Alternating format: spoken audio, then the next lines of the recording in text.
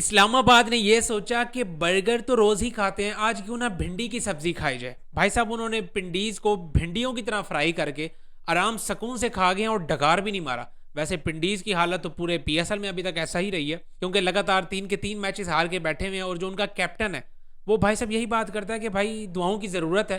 Performance उसको खुद को पता है कि मेरे से होनी नहीं है, इसलिए उसने पहले ही कह दिया कि भाई दुआओं की ज़रूरत है। अशद उसने यही कहा है कि दुआओं की अशद ज़रूरत है। तो ये माइंडसेट है भाई साहब पिंडीज के कैप्टन का। वैसे पिंडीज मुझे एक दफ़ा कंफर्म करो, ये वही टीम है ना जो कि पहले मुल्तान सुल्तान हुआ करती थी। मतलब ये मुल्तान सुल्तान जब बिकी थी, फिर उसके बाद नया ओनर आया, फिर उसने मुल्तान सुल्तान को हटा के, नहीं जी मैंने मुल्तान सुल्तान क्यों रखना है, मैं नया नाम रखूंगा जी पिंडीज। उसने नया नाम रख के फिर ये पिंडीज की अलग से एक टीम बना ली है। तो ये मुझे कंफर्म करो, मेरे हिसाब से वही टीम है। और जो अब मुल्तान सुल्तान की टीम है वो पहले सियालकोट बनी थी, जो नई टीम बनी थी हमारी। फिर जो सियालकोट वाले ओनर भाग भूग गए थे, उसके बाद फिर वही टीम मुल्तान सुल्तान बन गई है।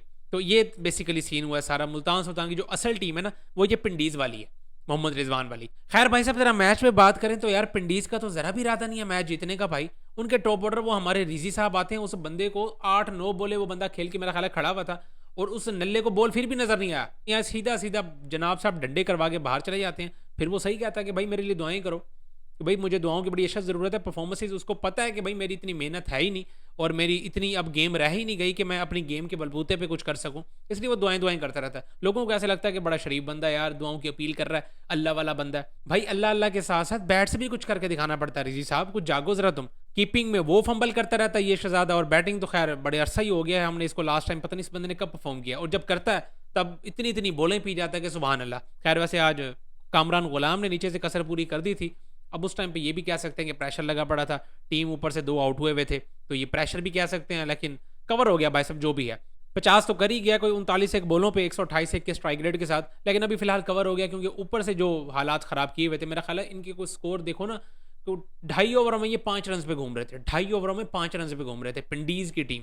और वो जो रीलें बनाते फिर रहे थे ना कि बड़ा भरा आ रहा, छोटा भरा आ रहा और पता नहीं क्या क्या, सारे नल्ले के नल्ले। वो बड़ा भरा भी कुछ नहीं कर पा रहा, तो जड़ा है था इन्होंने पहले मोहम्मद आमिर, वो भी बेचारा फंस गया इन नल्लों में। वैसे पहले 2 मैचेस में मोहम्मद आमिर की भी परफॉर्मेंस कुछ खास अच्छी थी नहीं। आज वैसे कोई थोड़ी बेहतर बॉलिंग करके गए आमिर भाई को, 3 ओवरों में मेरा ख्याल है 18 रन दिए, एक आउट भी करके जाते हैं। बाकी बैटिंग में तो ये दुआएं दें फॉरेस्टर को, जिसने नीचे से आगे भाई को 19 बॉलों में मेरा ख्याल है 44-45 रन मार के गया, और क्या खेला यार वो बंदा। उसने सलमान इरशाद को जो आखिरी ओवर में कूटा है ना उस बंदे ने पकड़ के, मजा आ गया यकीन करो उसकी पावर रेटिंग देखने का। और को 23 एक रन हमारे अब्दुल्ला फजल भी करके गए हैं। तो इस हिसाब से भाई साहब गिरते पड़ते मरते मराते कोई 157 रन पे पहुंचती है पिंडीज की टीम।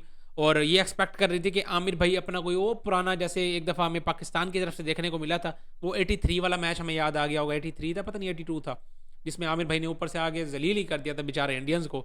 तो उस तरह की भाई साहब सोचें लगा के बैठी हुई थी बेचारी पिंडीज की जितने भी फैंस हैं। लेकिन भाई साहब ऐसा हुआ नहीं। अब आमिर वो आमिर रहा ही नहीं। आमिर बेचारे की पेस ही गिर गई है, 128 130 मर मर के कोई 132 पे पहुंच रहा है। टीवी चैनल्स पे और अपने यूट्यूब चैनल पे बैठ के इतनी को उस बंदे ने बातें कर ली हैं कि उसको मुझे लग रहा है टाइम ही नहीं मिला इस दफ़ा ना प्रैक्टिस करने का। तो वो मुझे लग ही नहीं रहा कि कहीं से ना वो प्रैक्टिस में है, ना उस बंदे की पेस है, बस वो अपना एक्सपीरियंस यूज़ कर रहा है, जिसके बिना पे वो अभी तक ना थोड़ा बहुत बच बचा के खेल रहा है। उसका रिदम मुझे उस हिसाब से लग ही नहीं रहा जिस हिसाब का आमिर को हम देखते हुए आ रहे हैं। चाहे उसकी पेस ना भी हो, पहले भी सीजन में 130-35 या हद 140 पे कोई 1-2 बॉलें फेंक देता था, पहले भी उसकी पेस नॉर्मल ही थी, लेकिन भाई साहब पता लगता था कि आमिर साहब बॉलिंग करने आ रहे हैं। अब आमिर वो रहा ही नहीं है।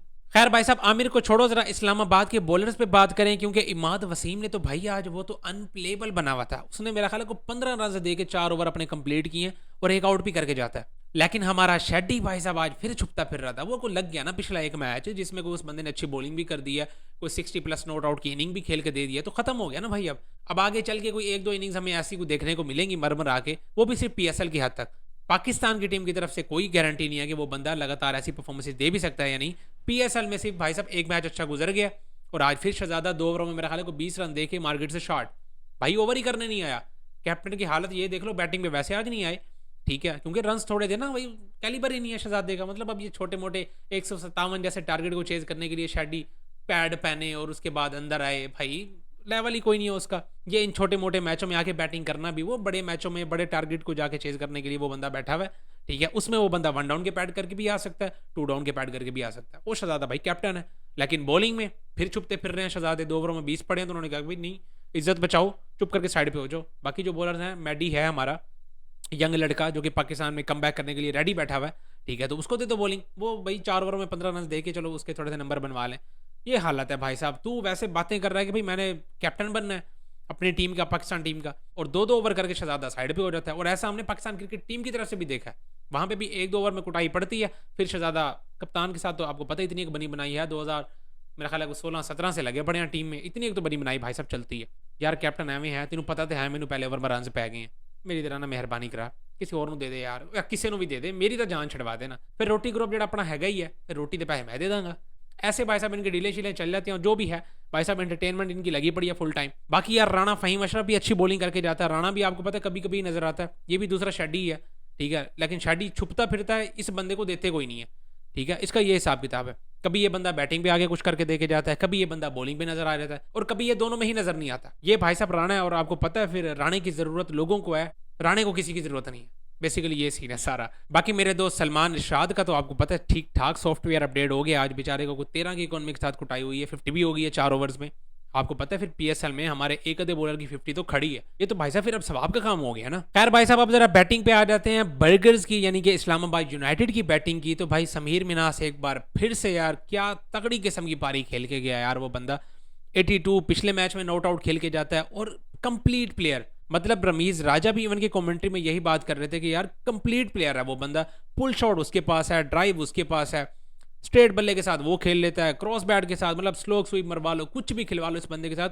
एक प्रॉपर बैट्समैन में आपने यही 4-5 क्वालिटीज ही देखनी होती है ना, कि वो हर तरफ खेल सके, ये नहीं हो कि एक ही तरफ लप्पे घुमाता रहे, ठीक है, मतलब उस हिसाब से ये बंदा खेलता हुआ रहा है। हमने इसको अंडर 19 में भी विटनेस किया हुआ है, इस बंदे ने जो इंडिया के खिलाफ और इवन के पूरे टूर्नामेंट में भी इस बंदे ने आग लगाई हुई थी। और मैं ये उस टाइम पे सोच रहा था यार अंडर 19 लेवल पे तो इतनी अच्छी परफॉर्मेंसेज दे रहा है, आगे चल के ये बंदा कैसी परफॉर्मेंसेज देगा, यकीन करो मेरी उस टाइम से इस बंदे के ऊपर नजर है। और अब ये बंदा जबकि पीएसएल में आके ऐसी तगड़ी परफॉर्मेंसेज दे रहा तो दिल को खुशी हो रही है यार। यकीन करो पाकिस्तान का एक और यंगस्टर, मतलब हम पहले कितने अरसे से देखते हुए आ रहे हैं कि पाकिस्तान सुपर लीग में नया फास्ट बॉलर आ गया जो कि 150 पे बॉलिंग कर रहा है, मतलब ऐसा हम सुनते थे। बैटर्स बहुत कम हमें देखने को मिलते हैं, सैम अयूब आया था नया नया जब पीएसएल में, मोहम्मद हारिस ने आगे थोड़ी सी हमें झलक दिखाई थी, मतलब इस तरह बैटर्स परफॉर्म करके दें और पता चल रहा हो कि भाई को प्रॉपर बैटर खेल रहा है। तो इस तरह के बैटर्स हमें बहुत कम ही देखने को मिलते हैं। समीर मिनास भाई यही दुआ कर सकते हैं कि इस बंदे को नजर ना लगे, और ऐसे ही होता है भाई साहब के टैलेंटेड प्लेयर्स आते हैं, चाहे वो बॉलर हो चाहे वो बैटर हो, और जैसे ही फिर वो पाकिस्तान टीम में एंटर होते हैं, फिर वो जो ऊपर हमारे सियासतदान बैठे हुए हैं, पाकिस्तान क्रिकेट बोर्ड में ही जो सियासतदान बैठे हुए हैं, वो फिर अपनी सियासतें लड़ा लड़ा के, क्योंकि भाई साहब फेवरेटिज्म आ जाता है ना, वो जी वो मुझे लड़का पसंद नहीं है, उसने मेरे साथ आके सलाम तो किया है, लेकिन ना वो जरा मुझे उसके सलाम से ना मजा नहीं आया, ऐसा उसका इंटेंट मुझे फील नहीं हुआ। ऐसे ऐसे भाई साहब इन्होंने बहाने बना बना के हमारे प्लेयर्स का बेड़ा गर्क करके रखा हुआ है।